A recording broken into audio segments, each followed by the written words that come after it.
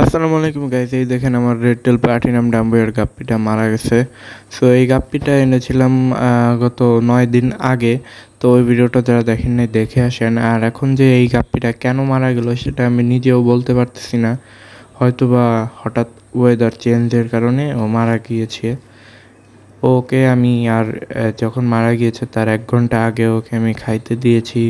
অনেক অ্যাক্টিভলি খাবার খেয়েছে, কিন্তু এখন দেখি হঠাৎ মারা গিয়েছে।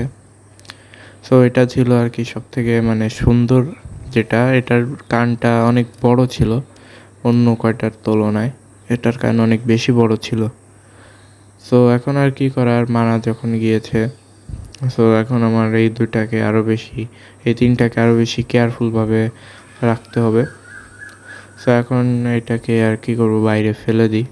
সো গাইস, আজকে ভিডিওটা এই পর্যন্ত। সবাই সাবস্ক্রাইব করে দেবেন। Bye bye.